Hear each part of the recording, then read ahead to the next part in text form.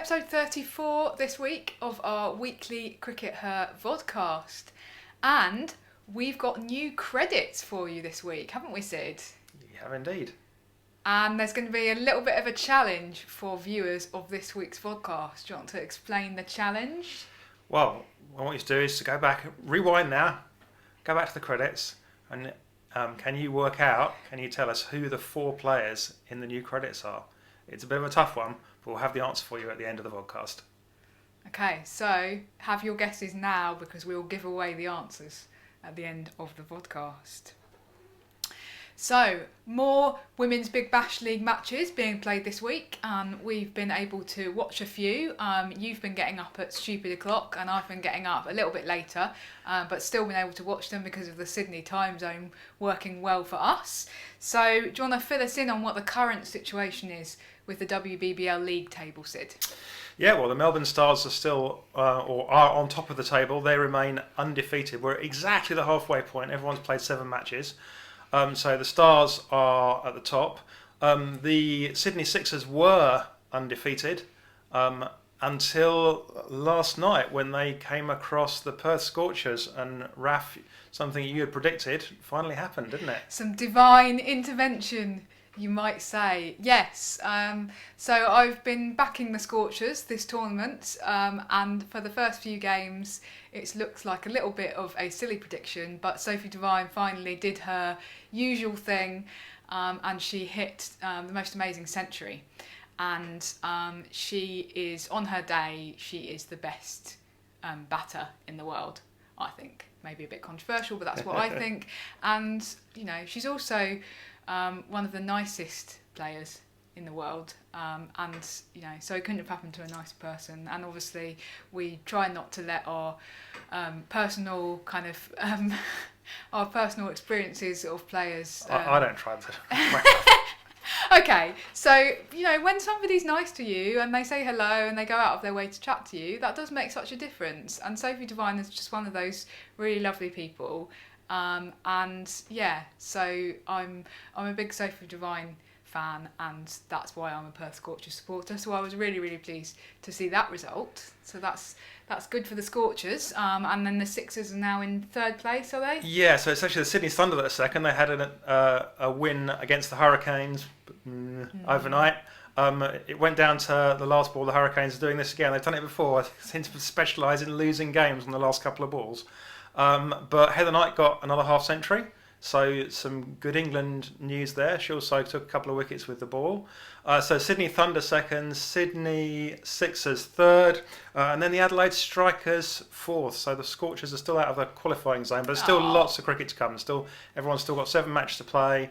And you know, top 4 will go through to those semi-finals. And at the end of the day, you know, as usual, as long as you're in the top 4, you can easily win it. So Scorchers are slowly creeping their way up the table. Yeah. And Heather Knight is continuing her ridiculous run of form in 2020. It's been a terrible year for the world in terms of the pandemic, but Heather Knight will probably... Good year to be Heather Knight. Yeah, Heather Knight will probably look back on this year as being the best of her career.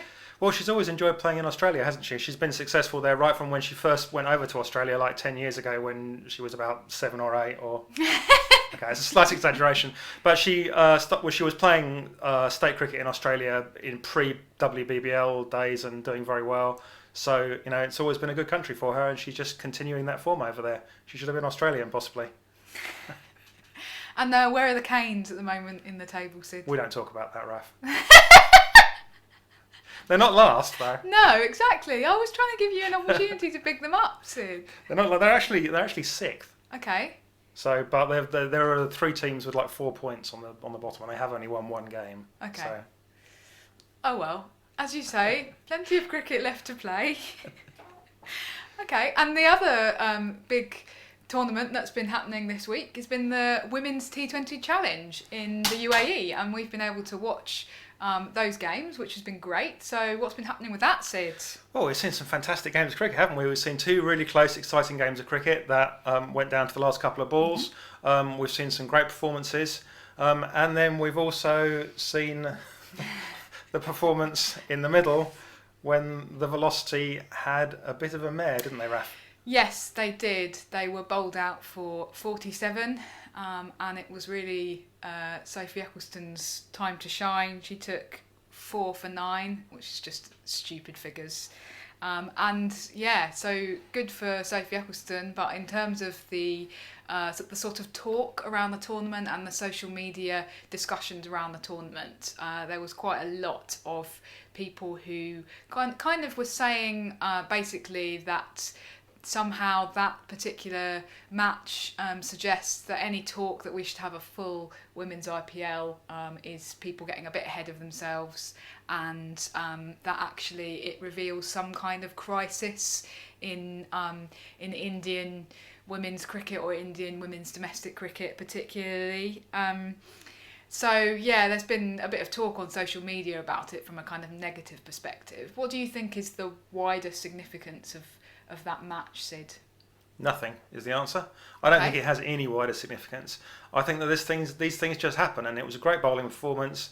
Sophie Ecclestone obviously bowled well, and she just got inside their heads, and they collapsed as a result of it. And others took wickets as well. And it was just one of those great bowling performances where the batting side fell to pieces. But what it doesn't tell you is that those, were particularly bad batters or anything like that. I mean, what's your feeling, Raf? Yeah, I tend to agree with you. I think that I found the narrative of kind of, it suggests there's this kind of fundamental weakness or crisis in Indian domestic women's cricket a bit baffling, because if you look at the actual lineup, who were bowled out for 47, 10 out of the 11 of them are already playing international cricket. So these aren't kind of players who are coming through the Indian domestic system and trying to make their mark on this tournament. These are players who are already established in their international sides. So that seems to me to be a bit odd and kind of overlooking the actual facts of the situation. And sometimes in international cricket this does happen. You were at that match in the 2017 World Cup, weren't you, between South Africa and the West Indies? West Indies were bowled out for 48, so only one more than that, and that was in a 50 over game. That was just a ridiculous match, wasn't it? But again, a great bowling performance, and that was the key to that. And it didn't really necessarily, I mean, the West Indies haven't had a great year, but that was not really reflective of where the West Indies are in general. And that particular match, it was just a great bowling performance. Yeah, nobody was saying, West Indies shouldn't be playing World Cup cricket somehow. So I found that a bit baffling. And the other thing is that I think that we're overlooking often the fact that many of these players have gone for months this year without playing any competitive cricket, and often some of them without even being able to train properly, because knocking a few balls around in your back garden is hardly replicating your usual kind of training conditions. So that, and obviously the England players and some of the West Indian players have played a bit of international cricket, but nobody else has. So that seems to me that we're kind of overlooking that as well if we just go, it's some kind of deep crisis. So I really think that talk's been very overblown, actually. So that's my view, and yeah, I tend to agree with you. Sometimes it's just a great day for the bowlers, isn't it? And that particular occasion was. On that note, though, Syd, there have been a lot of broader discussions going on, haven't there, about whether the Women's T20 Challenge should be expanded into a proper Women's IPL, which this obviously isn't at the moment. It falls quite a long way short of being a proper Women's IPL. So what do you think about those conversations? I think those conversations are certainly valid, and that's something that we'd all like to see over the longer term. I think we need to give some credit to the BCCI for what's going on this year, though. The BCCI had planned to expand the tournament by one additional team this year. That's the first important point. Obviously, COVID stepped in and perhaps made things a little bit more challenging, and they decided to retrench a bit. But at the end of the day, they've still gone ahead with the tournament at a time when they could have quite easily gone, we're not going to do it. The tournament has gone ahead, and I think that has some significance. The other really important thing that BCCI were able to announce this week about the tournament is that the tournament this year has become self-funding. So our understanding is that the WBBL continues to effectively lose money hand over foot as a standalone tournament by itself. Whereas the BCCI are putting their tournament on a firm financial foundation, which is what ultimately we need going forwards for the longer term. So if the BCCI continue to expand, although I'm not sure that I have a problem with the gradualist approach, where we have 4 teams next year and then maybe 5 the year after, and move up gradually from there. That's my feeling. What do you think about this, Raf? I think it's an interesting one. I think I tend to agree with you about a gradual approach being a good idea. I don't think that I would necessarily give the BCCI quite as much credit as you, because I think that they could fairly easily have put on an extended tournament this year, even if they just kept it to 3 teams. So obviously your problem in COVID times is you've got to get the players over and then you've got to quarantine them in a hotel, haven't you? And that adds a bit of extra expense, and obviously it's a big logistical headache. But you could easily have had 3 teams this year playing each other more than once, couldn't you? Even if you'd had them playing each other twice, that would at least give you more of an extended tournament. What we've got at the moment is something very short, very kind of, it's going to be over in a hurry, and that means that all out for 47 performance is going to endure in people's heads in the way that it wouldn't if it had been a longer tournament. So I personally think that the BCCI were a bit short-sighted not to think about extending it a bit. So that would be my view. And then potentially, couldn't we have next year, if they did up it just to 4 teams, then we'd look to actually have the teams playing each other more than once. So you're only increasing it gradually, which is the approach you favour, and I agree with you, but you're getting more meaningful games each year, aren't you? And that's really important for developing the players. So I think that would be my favourite approach. There is one potentially interesting question though, isn't there, which is that if you had a 4th team this year, or if you go on to have a 4th team next year, who would have been the captain? Yeah, that is a good question, isn't it? The 3 captains that we've got were all the fairly obvious choices, weren't they?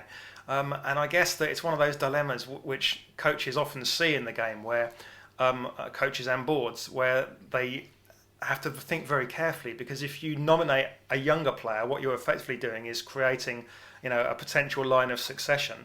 So if they were to nominate one of their younger players as captain, that potentially creates a rival for Smriti going forwards, for that currently everyone sees that Smriti is going to be the captain when Harmanpreet retires. But are they going to create a rival by creating a new captain there?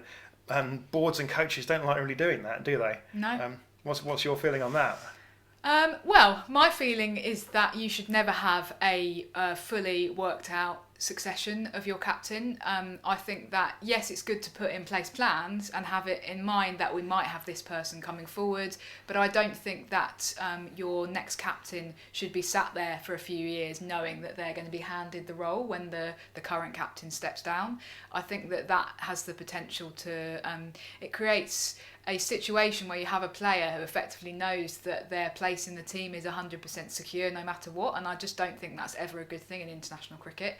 I think that people should always be aware that they aren't bigger than the team, and if you've got a kind of captain in waiting sitting in the wings knowing that that's going to be their role, then they'll just feel just a little bit too secure. That's my feeling anyway. So I personally wouldn't have a problem if we say we had Shikha Pandey or Dipti Sharma captaining another team, and then potentially being a rival to be the next Indian captain. Who knows? Great. That's my view. So that's everything that we wanted to talk about. But Syd, are you now going to fill us in as to who these players are in our new credits for anyone who's done the guesswork? Well, it is a really tough one. I think that people might get 3. Whether people get 4 is going to be really, You're really, a real bright really spark tough. if you get 4. Yeah. Okay, so I got 3, by the way. It's Maya Boucher, and I'm going to leave the hard one till last. Maya Boucher is the first one. The second one, let's wait on that one. Okay. The third one is Megan Belt. The fourth one is South African superstar Laura Wolfart. Okay. But it's that second one that's really tough, and it is Ella McCachen. Who we saw in the final batting beautifully for the Vipers. But I think that's a tough one, because that one is it's all helmet that you see there. So Ella's mum might get it, but you'd hope. Yeah, it's a tough one. It'll be interesting to see if anyone does get that though. Yeah. let us know. Definitely let us know. So thanks for watching, as ever, and we'll see you in a week's time. Bye. Bye.